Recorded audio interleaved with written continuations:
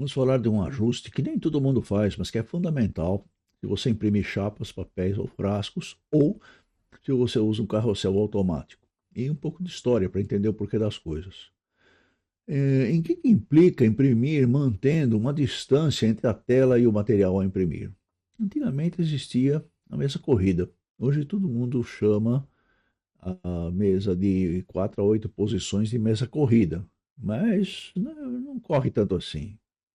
Telas de 2,5 metros precisavam de dois impressores correndo a mesa, né? E passando o rodo para o companheiro, sem parar no meio para não marcar a padronagem contínua do tecido, que depois seria comercializado a metro. O registro usava esses tops metálicos, os morsetes, que são usados até hoje, né? E a tela apoiada no tecido a imprimir. A impressão em papéis ou outros materiais não absorventes para serigrafia é um pouco mais complicada se for feita em contato. No início do século, os artistas começaram a fazer reproduções ou gravuras, né? Onde para nós interessam dois sistemas concorrentes da época, o Pochoir e o Stelectazine, como era chamada a serigrafia. O Pochoir era preferido pela exatidão geométrica, usando stencils de folhas metálicas. A tinta era aplicada por bonecas ou pompons brochas de pintura. E a serigrafia usava telas de seda ou silk screens para impressão comercial, né, flâmulas, bandeirolas e cartazes publicitários. Com a popularização e aquisição de habilidades, né, a serigrafia foi melhorando tecnicamente. Artistas, antigamente como Miro e Picasso, usavam pochoir. E um dos primeiros artistas a usar a serigrafia, também por causa do formato grande dos trabalhos dele, que era inviável em pochoir, né, foi o Andy Warhol. Os materiais das telas também foram evoluindo no sentido da estabilidade dimensional e na dosagem uniforme da tinta. A seda caiu em desuso, a organza, mais barata do que a seda, foi substituída finalmente pelos fios sintéticos de nylon. As aplicações mais críticas usavam telas de aço ou bronze, que são boas para fazer queijo e papel, mas não são tão boas assim para serigrafia. Rigidez excessiva, fragilidade, qualquer pancadinha rompia o tecido, preço elevado, requeriam quadros pesados com sistema de tensionamento. Realmente, a tela de aço parecia uma coisa sólida, mas era uma coisa delicado, né? Daí surgiu o poliéster, que não afrouxa com umidade e é o padrão até hoje para as telas planas. O tensionamento ficou mais estável, mas o uso do poliéster, substituindo o tecido de aço, mostrou uma coisa inusitada. O uso dos autotensionantes pelo pessoal que antes usava o aço permitiu padronizar ainda mais a tensão e a recuperação das telas. O pessoal retencionando voltava a tela à tensão original, porque o poliéster também perde a tensão sobre com o uso, não é? Só que ele pode ser retencionado e o que o pessoal percebeu é que ele ficava mais rígido. E daí dava para esticar mais do que o fabricante eh, sugeria usar. Então, os fabricantes também passaram a estressar os fios antes de tecer, para oferecer tensões mais altas desde o primeiro uso. E os usuários dobraram a aposta, né? Chegando a tensões impossíveis. Vamos entender a coisa da tensão. 25 newtons por centímetro, medida que significa 1/10 do quilo, a cada metro de um tecido significa 250 quilos na lateral dessa tela, de 1 metro. Só que também representa 2.500 gramas divididas pela quantidade de fios existentes em cada centímetro da tela.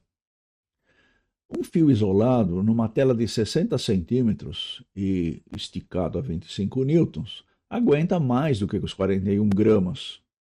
Só que todos os fios precisam estar com a mesma tensão, senão o fio vizinho começa a receber a tensão que faltou no fio do lado E quando passa o limite, esse fio rompe, o próximo fio rompe e assim por diante. A tela rasga como se fosse uma reação em cadeia. Bom, entendida a esticagem, vamos ver como é que usa. Para que serve essa esticagem? A tinta não vai sozinha da tela para o impresso. A parede do rodo empurra a massa de tinta contra os fios.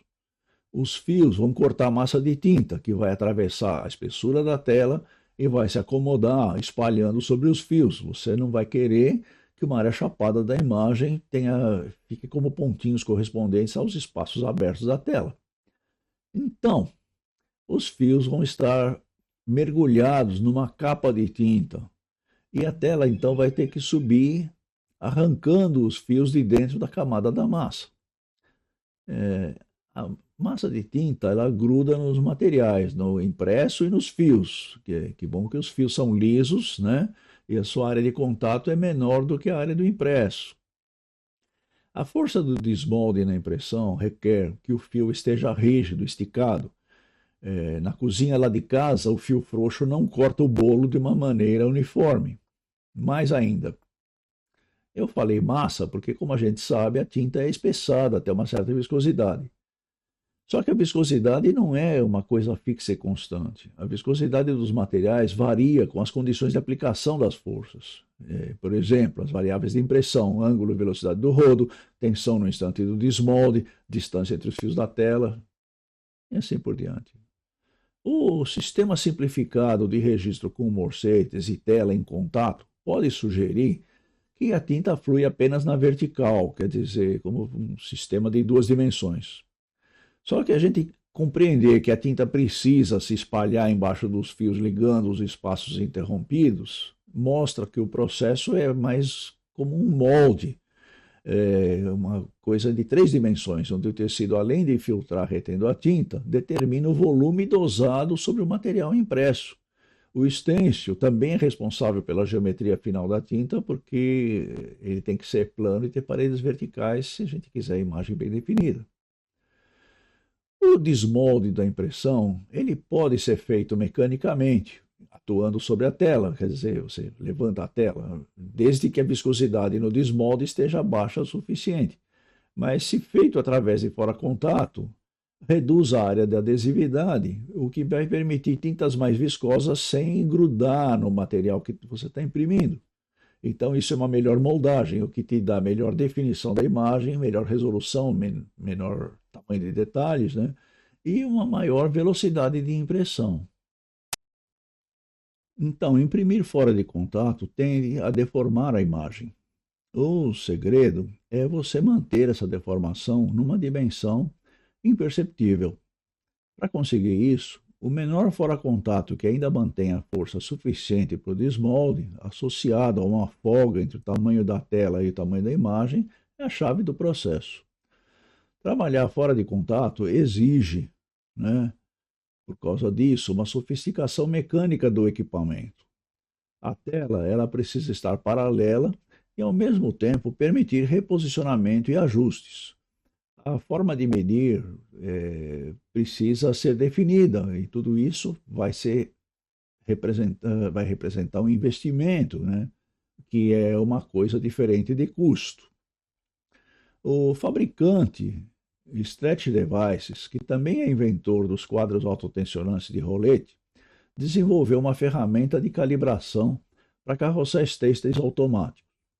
Eu legendei o vídeo de demonstração dele porque resolveu um problema num cliente meu de consultoria. O link e o QR Code estão na tela. Eu estou sugerindo ao Kleber e ao Nascimento que passem esse vídeo de 6 minutos na primeira oportunidade. Tá? Eu quero agradecer aos que me acompanharam até aqui. Eu estou disponível através do e-mail para responder aos que quiserem comentar e nós podemos postar dúvidas e respostas sobre essas matérias no podcast, se isso for conveniente, né? Grato novamente e uma boa noite.